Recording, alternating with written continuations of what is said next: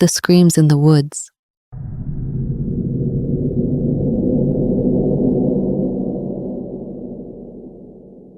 Some memories fade with time, edges softening like photographs left in the sun. They blur until you're not sure whether they really happened or if you only dreamed them. But there are other memories, the kind that sharpen with each passing year, growing darker, clearer, crueler. This is one of those memories. I was 23 when it happened. 23 and stupidly confident in the way only young people can be. At that age, fear is something you flirt with in stories, in horror movies, in the safe glow of a living room lamp. It's a thrill you chase, not something that wraps around you like chains and drags you into the dark. But fear found me that year, and it's been with me ever since. It was Amanda's idea, of course. She was the adventurous one of the three of us, always chasing new places, new experiences, new thrills. 2 nights, she had said, sprawled on my couch with a hiking brochure spread out on her lap. That's all I'm asking. We'll camp by the river, drink cheap wine, swim in the water. It'll be fun. Come on, you need this. Lee was the first to agree. She never turned down a challenge. Lee was our protector, though she never said it out loud. A black belt in karate, lean and strong, she carried herself with the quiet confidence of someone who knew how to hurt you if she wanted to. I think both Amanda and I leaned on her more than we realized back then. And me? I wasn't much of an adventurer, but I wasn't about to admit that. I nodded, smiled, pretended to be excited. After all, what was the worst that could happen? Day 1. Arrival.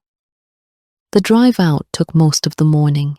The further we went, the thinner the houses became until the city was nothing but a memory behind us.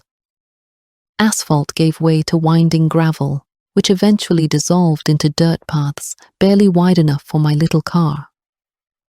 By the time we reached the trailhead, the world felt like it had shrunk down to trees and sky. We hiked for an hour before finding the clearing. It was perfect, or so it seemed at the time. A flat space tucked between thick pines, close enough to a stream that we could hear the water, but far enough not to get eaten alive by mosquitoes. The air was sharp with pine resin and damp moss, cool against our skin even in the afternoon sun. Lee dropped her pack and stretched, her t-shirt lifting to show her toned stomach. "Nothing out here's going to bother us," she said with a smirk. Amanda and I grinned. "Our own personal bodyguard," Amanda teased. Lee rolled her eyes, but I saw the flicker of pride on her face. We pitched the tent, unpacked the food, and set up a small fire pit. By evening, the forest was painted in amber light, shadows stretching long across the ground. The air was alive with the hum of crickets, the occasional distant call of a bird. It should have been peaceful. It should have been perfect. That night, we roasted sausages on sticks and drank cheap red wine from plastic cups. The firelight danced across Amanda's face, turning her into something wild, untamed. Lee told us about her last tournament, about the girl she'd knocked out in the second round. Amanda whistled, impressed. "You'd better not piss Lee off," she joked, elbowing me. I laughed, but my eyes kept drifting to the tree line. The forest seemed darker than it should have been, as if the shadows weren't just the absence of light, but something solid, something watching.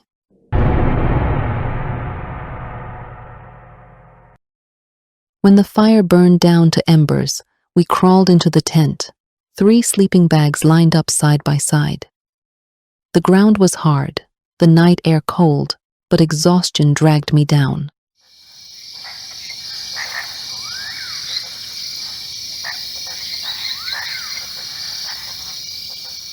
For a while the forest whispered around us, the chirp of crickets, the distant hoot of an owl, the rustle of leaves, and then came the scream. It cut through the night like a blade, sharp and shrill and full of terror. A woman's voice, high-pitched and raw. My heart slammed against my ribs, and before I could think, I was upright in my sleeping bag, staring into the dark. "Did you hear that?" Amanda whispered. Her face was pale in the moonlight filtering through the tent fabric. Lee was already pulling on her boots. "Someone's out there." The scream came again, louder this time. I'll never forget the sound of it. There was no mistaking it for an animal. This was human, a woman in pain, a woman terrified. "We can't just sit here," Lee said firmly. She reached for the hunting knife she always carried. Amanda and I exchanged a look, then scrambled for our smaller knives, the ones we'd brought to cut food, not defend ourselves. My hands trembled as I clutched mine. "We can't just leave her," Amanda said. Her voice shook, but her jaw was set. And so, against every instinct screaming in my chest, we stepped out into the night.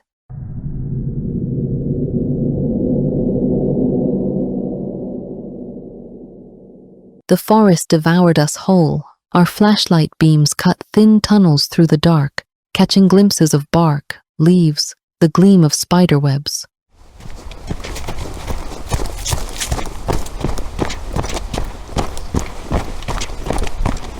The ground was damp beneath our boots, soft enough to swallow sound.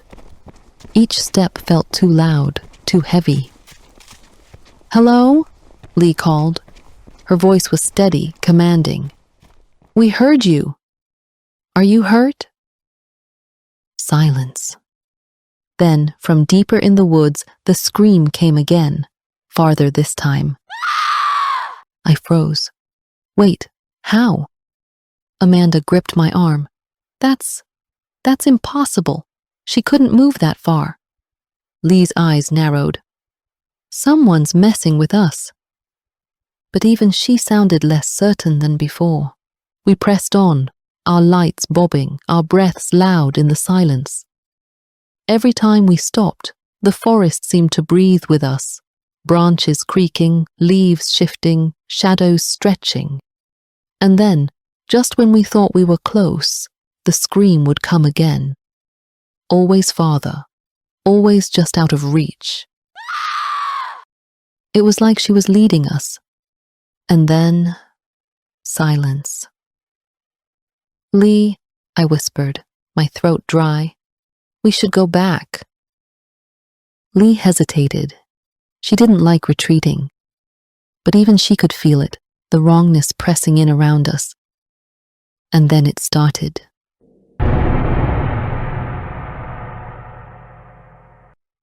At first, just a faint murmur, a whisper too soft to understand. Then another, and another, until the air was thick with them, voices layered and overlapping, too many to count, men, women, children.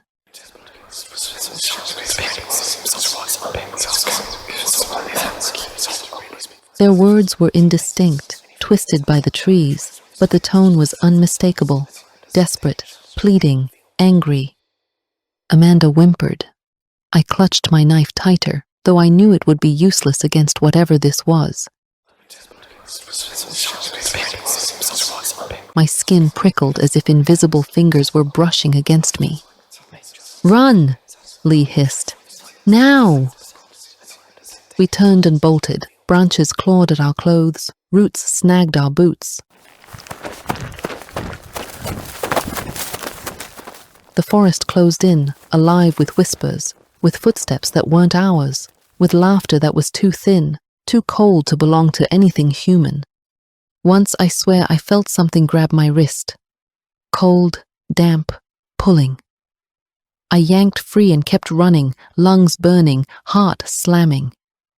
And then, impossibly, the clearing opened before us. Our tent loomed like salvation.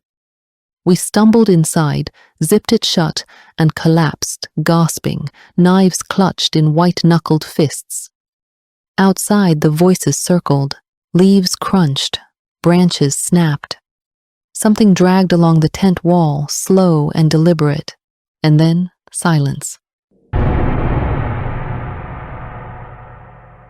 "Leaving," Lee said. Her voice was hoarse, but her eyes were blazing. No one argued. In less than 10 minutes, we had torn down the tent, shoved everything into our packs, and stumbled to the car. The headlights cut swaths through the dark as we sped down the dirt road, the forest pressing in on either side. Not one of us spoke. Not one of us looked back. For days afterward, I couldn't sleep. The sound of those screams echoed in my ears, the whispers still clinging to the edge of my dreams. I tried to convince myself it had been some kind of hallucination, a trick of the night, but the fear was too real.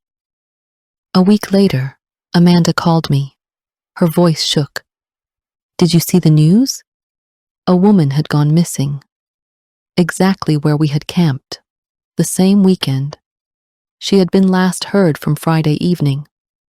Her friends said she'd gone for a walk and never returned. Her body was never found. I dropped the phone and sank to the floor, shaking. Because the truth pressed against me, undeniable.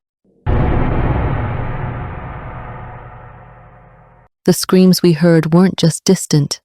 They weren't just strange. They were bait. And if we had kept going, if we had followed them deeper into the woods, we wouldn't have come back either. Even now, decades later, I can't walk through a forest without feeling eyes on me. I can't hear a scream in a movie without my throat going dry, and sometimes, late at night, I swear I can still hear them. The voices in the woods calling, waiting for someone else foolish enough to follow.